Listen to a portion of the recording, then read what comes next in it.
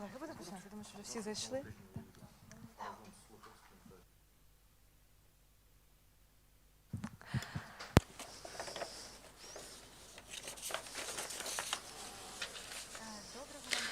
Good morning, dear colleagues. We are glad to see you here at our event of the New Europe Center. At our discussion today, we are going to speak about attitudes towards European integration in the south of Ukraine. First of all, I would like to correct myself. The south is the region that has many varieties. This is not something one. This is a broad discussion, and I'm really glad that today we were joined by our speakers who have different views at different levels, and they are going to share their opinion about what is going on in the south of Ukraine. I'm Katerina Zareba, Deputy Director of the New Europe Center, and we are speaking about the results of our trip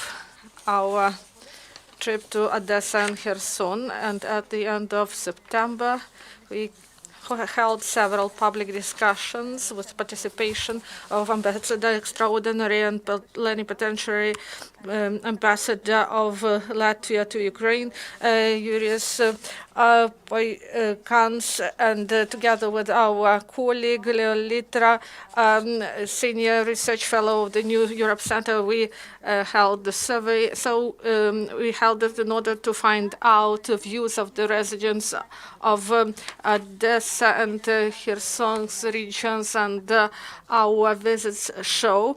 And we traveled before to Kharkiv, and we plan other trips. So there is a request for such discussions in the regions, and also in Kyiv there is a request for such discussions. And we are really glad that you joined us, and we thank those who watch us online. And I also want to note that this paper was prepared in the framework of Engage program financed by USAID and due to PACT in Ukraine, and we are thankful to USAID and PACT in Ukraine.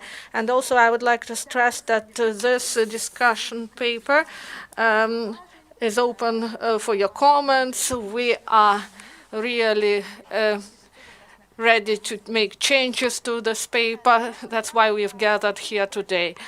With this, I would like to give the floor to Leonid Litra, Senior Research Fellow at the New Europe Center, in order to share our insights, how the European integration is seen in these regions. Odessa is a diverse city as well, and they speak various languages sometimes. So, first of all, it was interesting to be there again and recall how was it back in 2016-15 when we were last time in Odessa and Kherson. And I'd like to mention that first what made us question, I mean, where in which direction Odessa goes, is that the public support for European integration changed very much for the last 2 years. And that is a question maybe we can discuss for the debate. For instance, if we look at its rating group survey last year, when we see that in Odessa Oblast, we have 50% of population against the European integration, and 24, supporting European integration in Odessa. The rest of them are calling themselves neutral, which is also something to discuss. And comparing these numbers, they are pretty much the same with Kharkiv, where 49% of the residents are against European integration. But let's not forget that Kharkiv Oblast is bordering with Russia, so it's somehow different context, geographic context, I mean. That's one question. And when we speak about South, we mean Odessa many times, but we also look at other regions, Kherson, Nikolaev, which are also part of the South, but have somehow different attitudes actually towards the European integration. For instance, if we look at the Kherson region, Oblast, when we see that 36% are against and 43% are in favor. So two regions which are basically next to each other, almost next to each other, but have such a difference in approaching and in basically receiving the European, perceiving the European integration. Just to remind that back in 2016, there were 40% people in Odesa region, Odesa Oblast, who were supporting European integration. So basically, over virtually 1.5 years, Odesa lost some 16% of support for European integration. That's something interesting we noticed, and there are many explanations for this. Some say that Odesa after 2014 was feeling unsafe security-wise, and they needed EU in order to balance the influence of Russia. Now they don't feel this threat from the side of Russia, and therefore the, let's say, the interest in balancing the local, somehow the local balance of power is less. That might be true, but I think there are also some other arguments which we hear in Odesa. First of all, we noticed that sometimes people look at European Union in tandem with NATO. And that is something we need still to work on with communication. I mean, because they understand that these organizations are different, but they think that Ukraine could integrate, for instance, into EU only if it integrates in NATO, which is not true.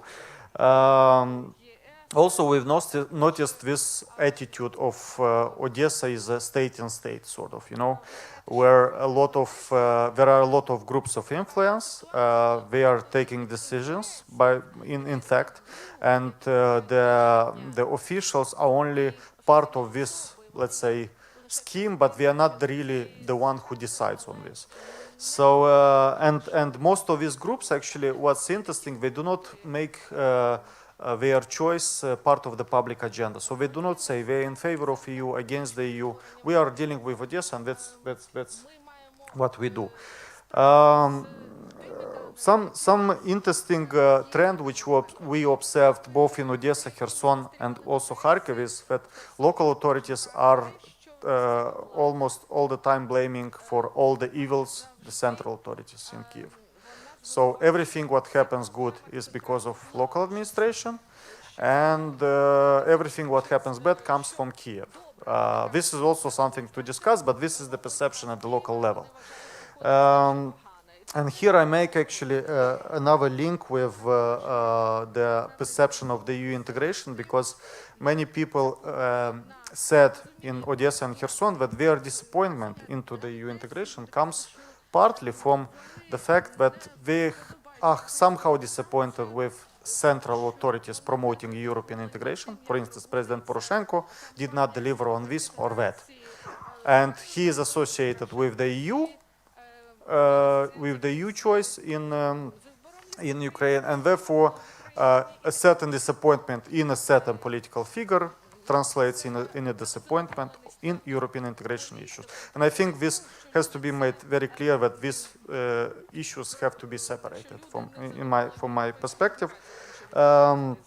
What's interesting about elections also is that people in Odesa think, opinion leaders think that all the candidates, the main candidates, let me put it like this, running for president in Ukraine, are not going to focus on European integration issues in these regions. So they are not going to mention European integration as part of their agenda for presidential elections.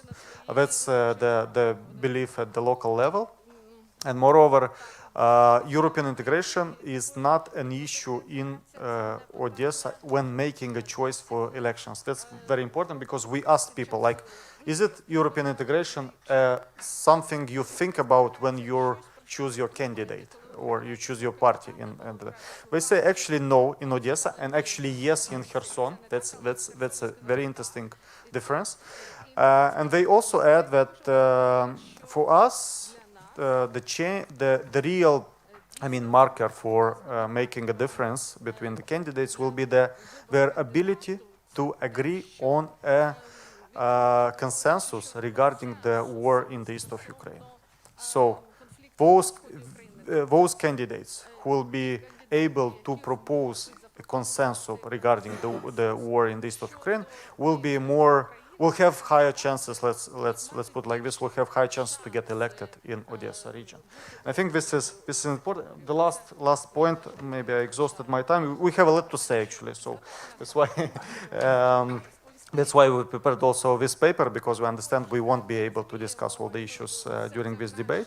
Last point I wanted to mention is the discussion about neutralists, because there is a trend also in Kharkiv, in Odessa, partly in Kherson, that more people are becoming neutral. So they don't want Ukraine to be pro-European, they don't want Ukraine to be pro-Russia, they want to be neutral. And this is also a phenomenon which we need to understand, because I had the impression that quite often people are saying neutral but mean something else, or are saying pro-Ukraine but mean something else as well. When we asked, what do you mean when you say pro-Ukraine people? So they say, these are pro-EU people by default. Okay, so can one person in Odessa, for instance, be pro-Ukraine but not pro-EU? Well, not really. I mean, that's also, from my perspective, a little bit of sad conclusion, because someone who is pro-Ukraine cannot be necessarily only pro-Ukraine and not pro-EU.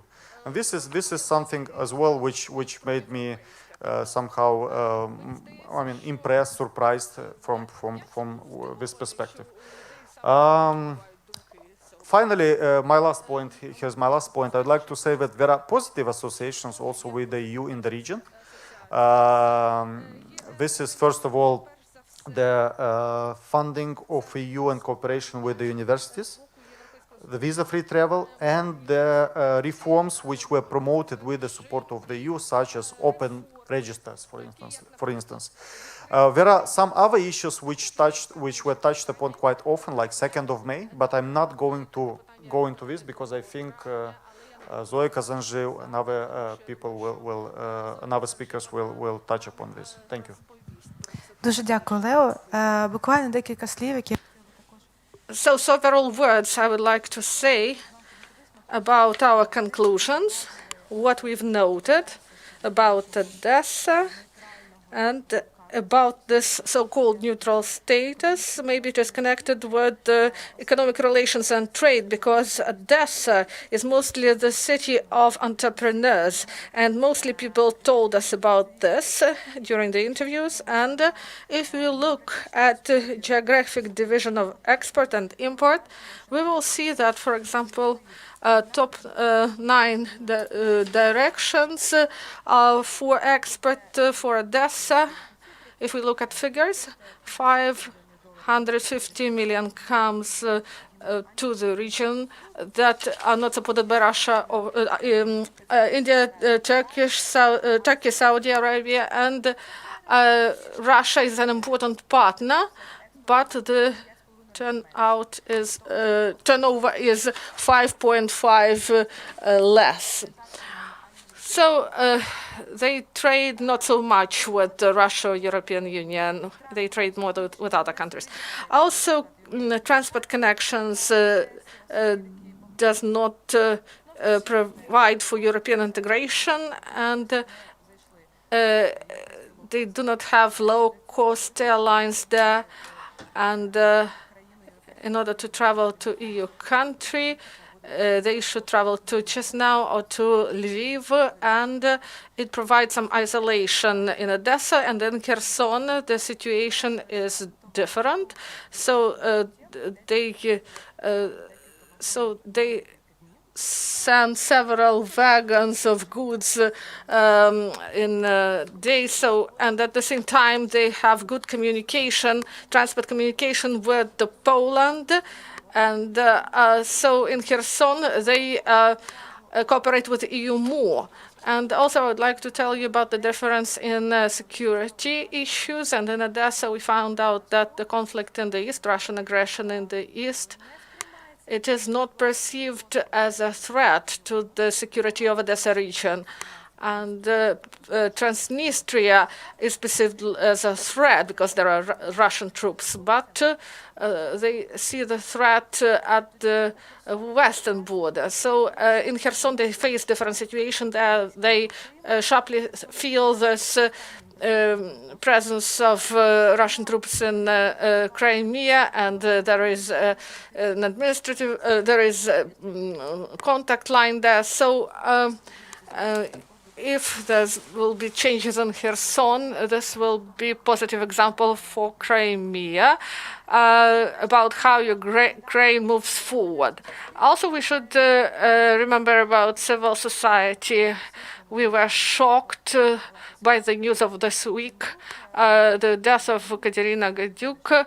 She is one of the well-known representatives of Kherson region. The situation is really difficult with security in the east and not only, or in the south and not only in other cities. So there were 14 attacks on activists, and this is not well covered by the media, not even in Odessa. It happens so that public sector is really developed after 2014, but still it is not perceived by Odessa people as they do not perceive that they represent them.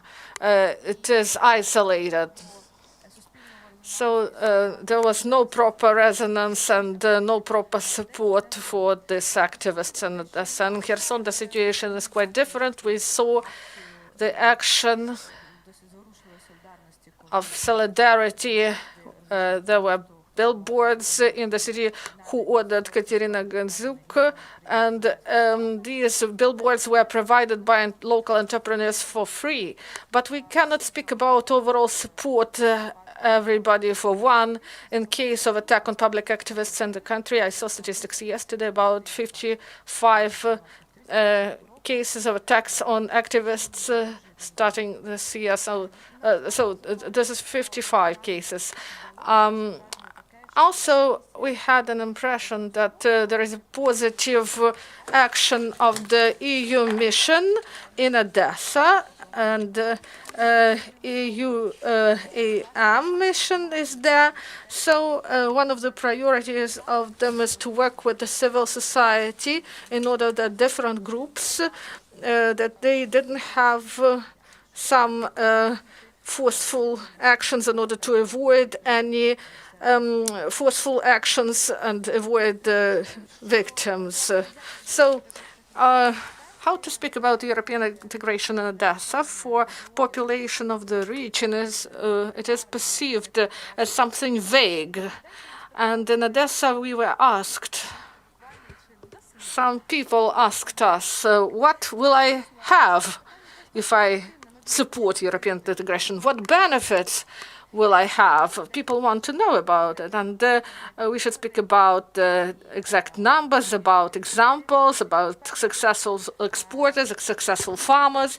We also saw, and for us in Odessa and in Kherson and in Kharkiv and in Kherson, we saw that the programs of Horizon 2020, the programs like this provided good impression, and people want to participate in Erasmus+.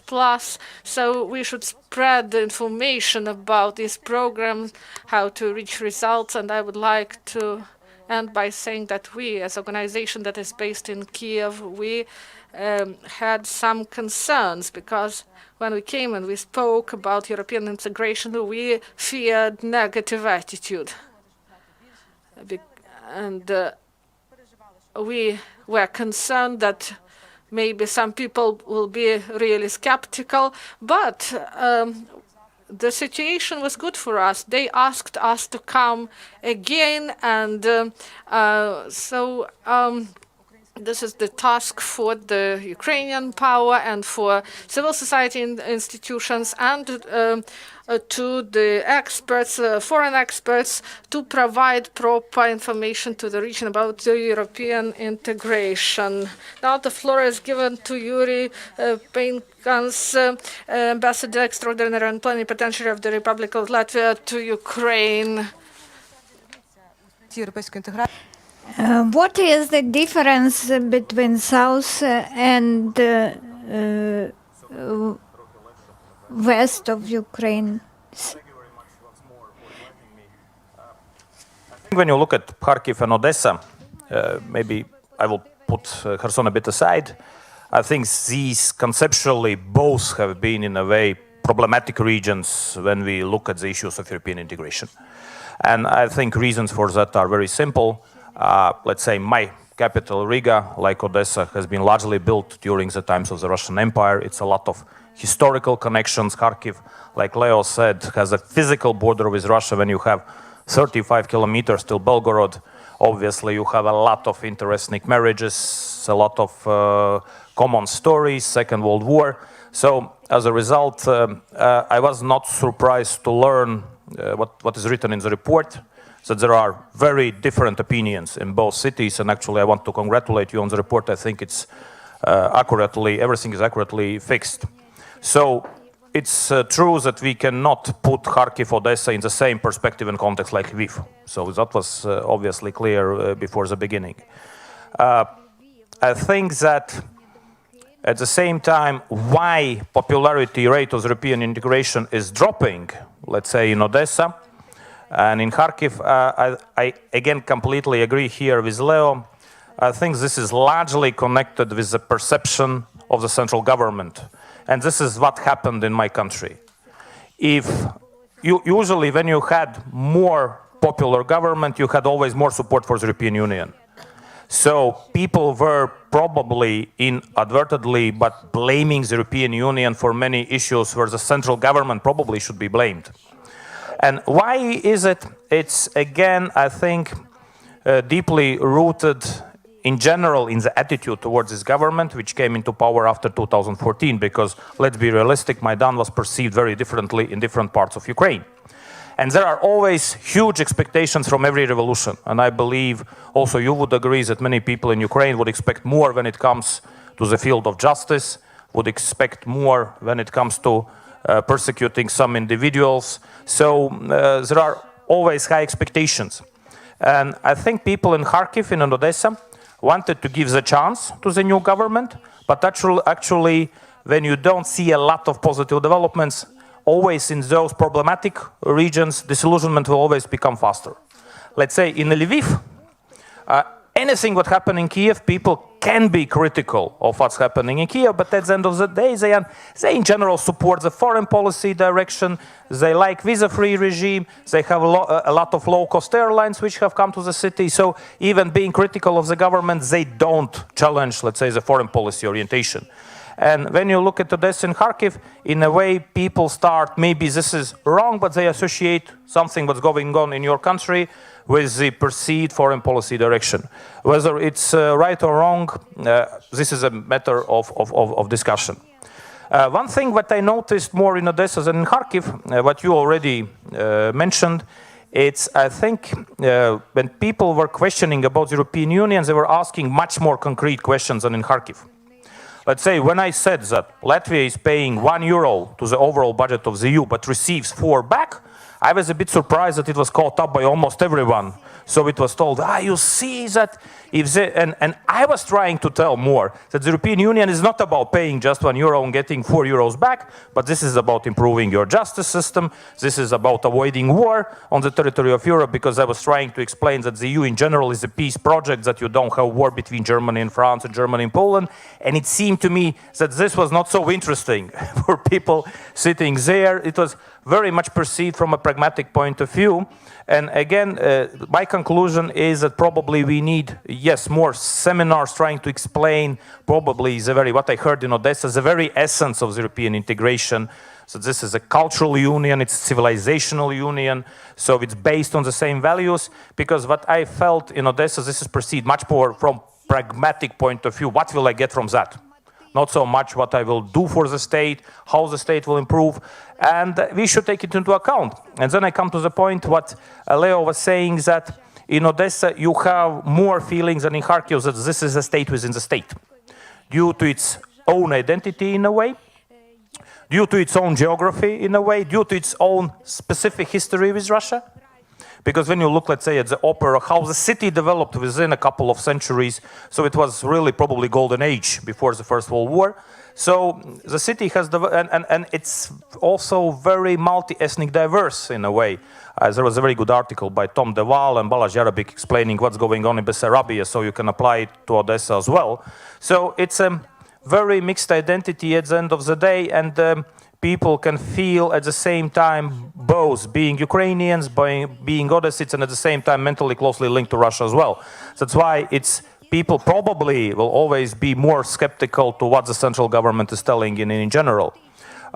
Concerning neutrality, I think it can be both, what Leo was saying. One thing is probably people are hiding their real attitude when it comes towards Russia. But at the same time, I have met people who are saying we would support neutrality because the first people understand that there is a war going on against Russia. So I believe no one seriously discusses the issue of the Eurasian Economic Union as such. If you look at opinion polls, 8 to 10% are supporting that. But at the same time, Europe seems at the same time also very complex and diverse. So I understand there might be a segment of people at first who feel themselves being neutral between these two blocks. And at the same time, I believe more you go to the east and to the south, more willingness to find a compromise with Russia you find as well. So I believe some people perceive neutrality in a way as a finding some kind of a compromise with Russia at the end of the day, coming to the conflict in Donbas. Not realizing that it might not be true, but it's again the question of perceptions. The fact that there are different opinions on Kherson and Odessa, I think they are not surprising because you find very much the same situation in Kharkiv. When you have Poltava Oblast, you have Sumy Oblast. So these regional identities can differ very much at the same time within a very short geographical distance. In general, I think that obviously the central government in Kyiv should pay more attention to those regions in Ukraine's east and south. This is what Nova Europa is doing. That's why I welcome these trips, and I believe we should have more of them. And I believe more EU officials, more EU states officials definitely should come to these cities and regions and explaining how diverse and complex the European Union is. Thank you. Дуже дякую. Thank you very much, Mr. Ambassador. We also felt from various sources, from various people, this perception that they felt abandoned. There is lack of justice against corrupt officials, and of course more attention to regions should be paid. I would like to give the floor to David Stulik, press officer of delegation of the European Union to Ukraine. Thank you very much for joining us. I'd like to ask you, we see the diametrical change and fall or decline in support to Euro integration in Odessa Oblast. 16% of support is lost. Why this trend? Відповідно на це питання, хочу зробити таку сенсаційну заяву. Before answering the question, I would like to make a declaration. I know why there is a difference between Kherson and Odessa. We work with Kherson mass media. We have been working since 2016, and in Odessa only from 2017. Here you see my colleague from Internews, course, we have been working in 16 regions, and we have regional partnerships with mass media sources, so we send them information on regular basis about European integration, and we focus on storytelling, on best practices, on success cases. We have been doing much. We have been contributing much. I have checked our event schedule in Mykolaiv. We have today and tomorrow a big business workshop for business communities. So people tell us, visit us more often, and the one who wants to find, he will find when we deliver our workshops. Then we will have workshops in Rivne and Chernivtsi. Ukraine is the largest country in Europe, so we are very glad to plan workshops returning to our issue, our topic. I'm a sociologist, and we have been closely cooperating with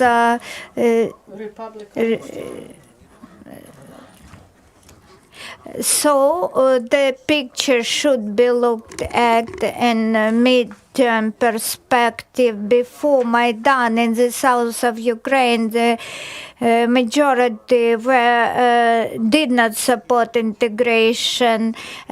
Southern region started moving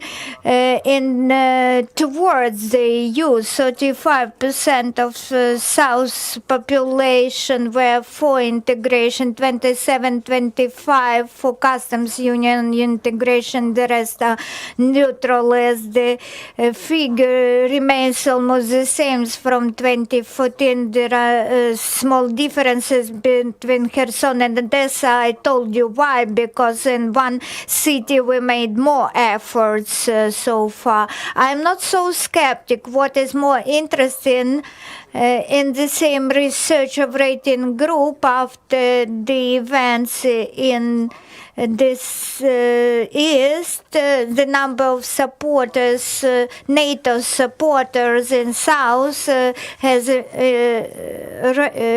raised. The number of supporters to NATO now fell. The only explanation is that Russian propaganda became more commonplace, more intensive on Russian TV channels, which they can watch. In the southern region, perceptions differ from the eastern region, that they have medium-sized and small businesses, SMEs.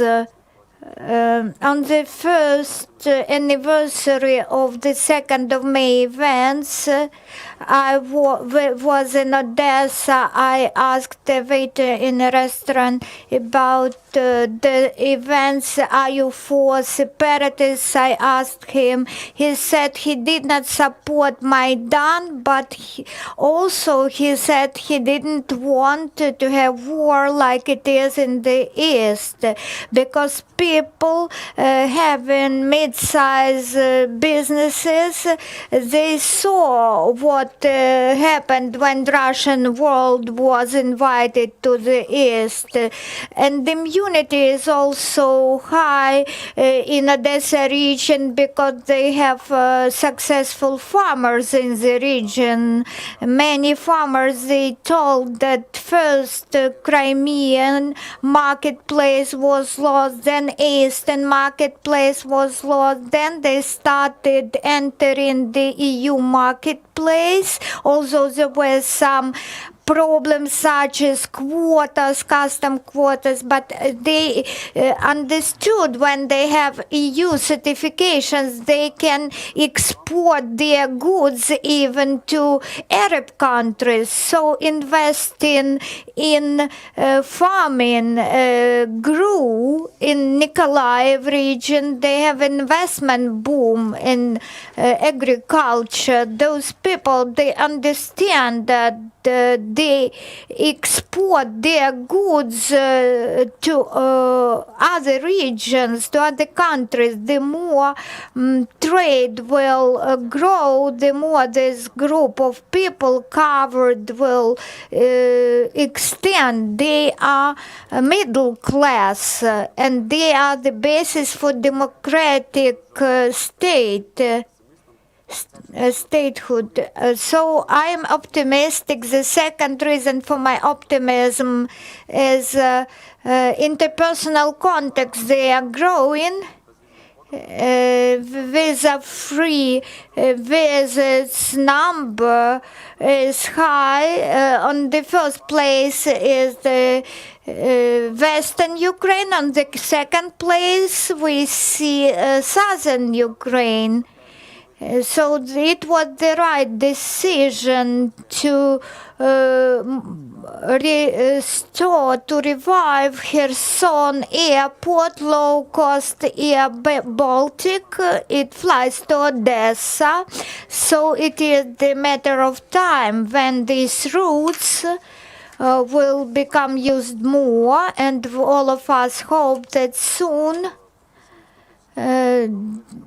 the contract on open sky will be signed, and in southern Ukraine, attractiveness of southern Ukraine will grow. When there are good sites, opportunities for sites in tours, for example, Turkskaya Nova, so tourist flow will increase. The last thing I want to tell you, as we have Leo in this panel, there is a phenomenon such as Moldovan syndrome. We know what happened with Moldovan government and 1 billion of stolen and embezzled money. So we hope that this case will not repeat in Ukraine. And now, what about local elites? This is important. We often see them when we travel around Ukraine, and they were previously for Yanukovych, now they are for Poroshenko, and they say that they have been visiting the EU, and I see that they want to spend money in the EU, but they do not want Ukraine have the same European standards, because this is a threat for their regime, for their power. In Mykolaiv, mayor is very pro-European person, so the situation has changed there. So where pro-European integration can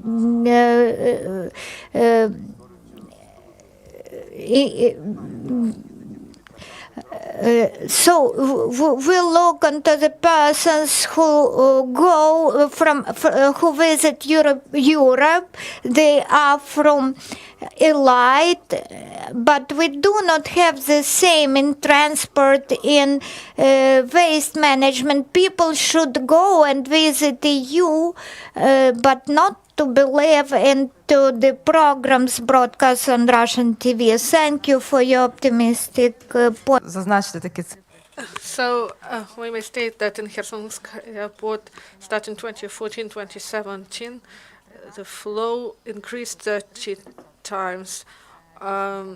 So there is positive development. So we thank for your comments. And here I would like to ask Zoya Kazanji. She is a right communication expert in the project Communication of Europe in Ukraine. So I would like to ask her about Odesa. She represents Odesa here, and would you comment on this, please?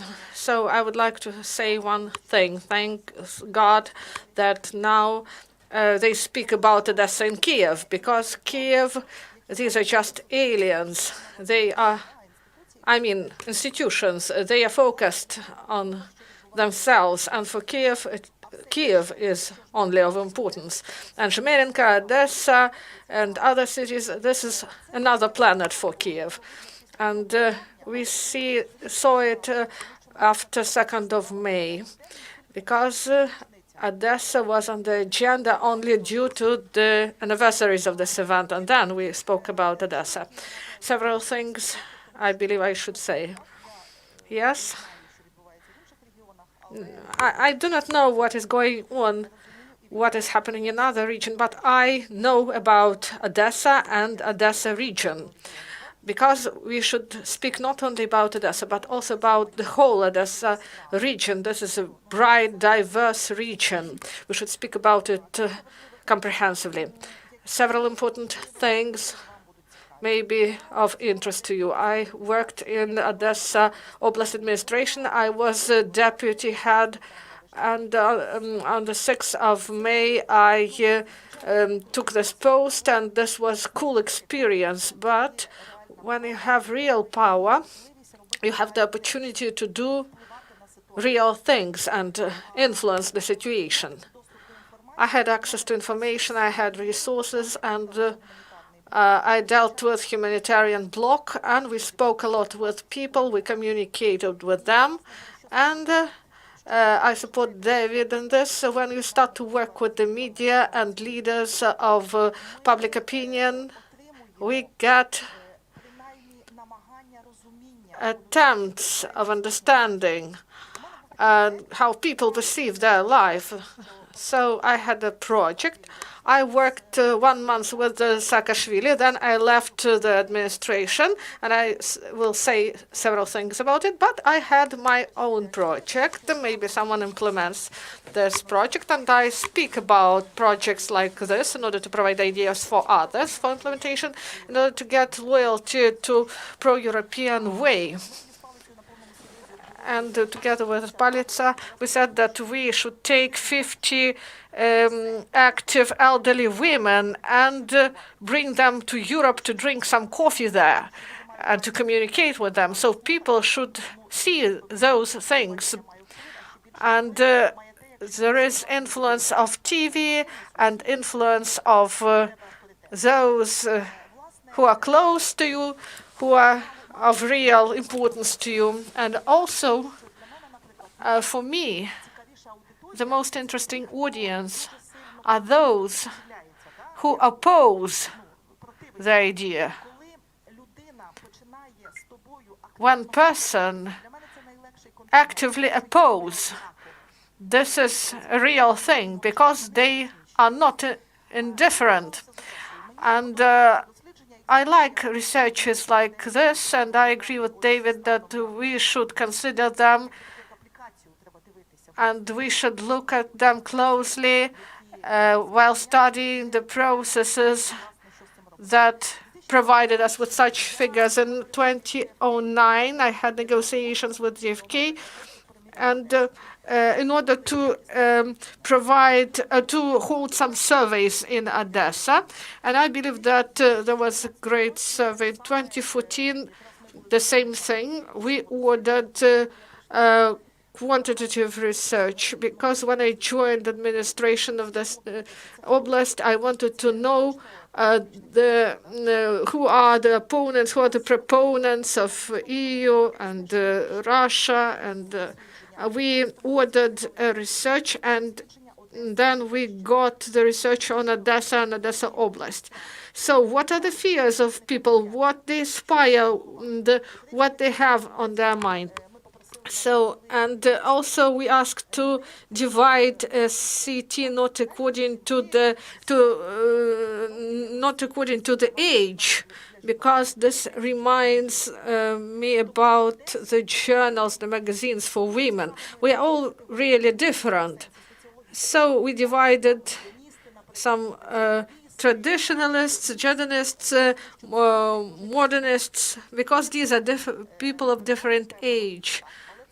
And these are the groups we divided based on values, because values are important, because they played the role in Odessa in 2014. And in 2009, Juris looked at this, and what happened in 2015 when we got sociological data, and there was a serious scandal with Kolomoisky group, and Palitsa was discharged, and Saakashvili came to administration, and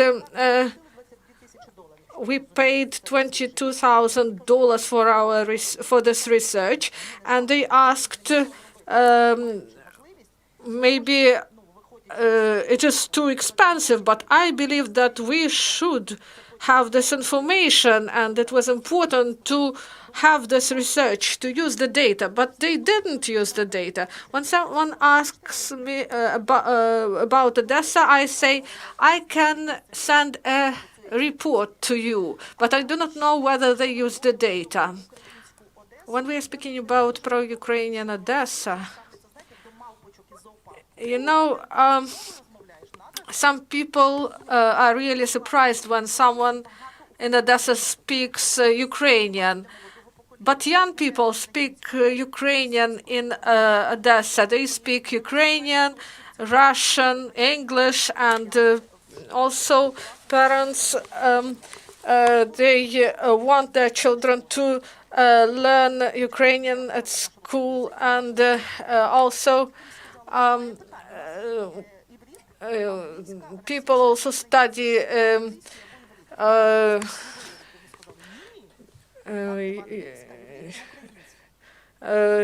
Jewish language. So we may speak about the situation when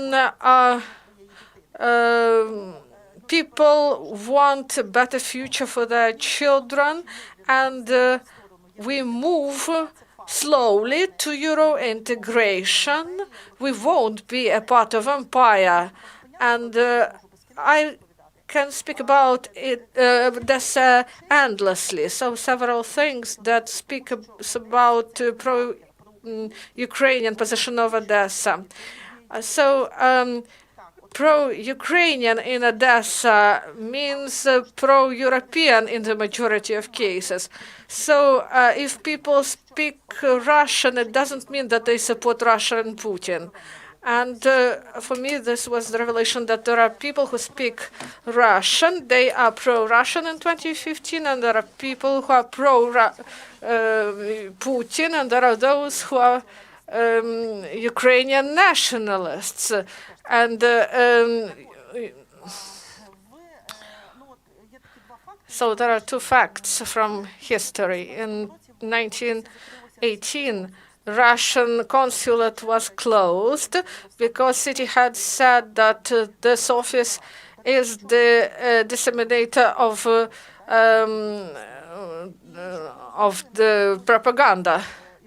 And in Odessa University in 1907, for the first time in Ukraine, they started to teach in Ukrainian, and we have a lot of excursions in our city in Ukrainian, and we restored the Ukrainian Club of Odessa, and we celebrated 100 years in 2008, and we laughed that this is the ghetto of Ukrainians in Odessa, but until 2013, we had 1,500 people in our hall when Shklyar and Guzar came. So there is pro-Ukrainian community that existed in 2013. It didn't appear later. So, and we spoke about SMEs because Maidan in Odessa was supported by SMEs, entrepreneurs who created their life despite the position of power. And in 2014, we should speak about it openly. Pragmatism was more important than patriotism. When I said about it, and I was really surprised. I liked the results of your research because in 2014 I said that we have only 20% of pro-Ukrainian people. We should not invent anything. We should understand that this is really good for Ukrainian and for in Odessa. So this result you have here, it is really good. So about clans, Odessa is the region like Donetsk, where the representatives of region's party always won. And there were a lot of resources for festivals of Russian press, and we had a quality channel at the TV that had an ideological component. It was difficult to oppose this ideology. And these financial clans, you know, that we have 108 TV channels, and most of them belong to serious guys. They are pragmatic. They understand what content they present, but they are mostly not pro-Ukrainian. There is no quality Ukrainian channel, only the channel provided by Syrian-born entrepreneur, Kyiv. So we had a free university, and this free Ukrainian university, it was in the Jewish center for the money of Arab center. So you should understand the situation. And Odessa, we have quality site opinion. You may look at it. This is a niche product. And it is great that this topic is developing. Odessa has good prospects. In Odessa, there is a big community of sailors, and they may compare Ukraine and other countries, and they say that some people, there is a joke that so we have Transnistria near our region, and we want to Chisinau to get some goods. Sorry, but we have to continue. So we have great optimism, and we should continue, and we should provide the opportunity for elderly ladies to travel to Europe to understand the situation better. Thank you. So we may speak about Odessa endlessly. Do you have questions? Maybe we may take several questions. Thank you.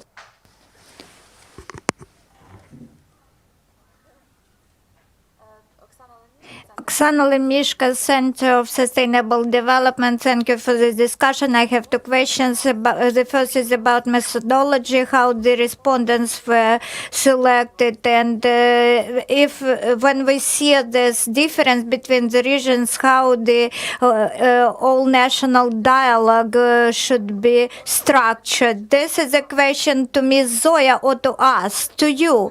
JFK,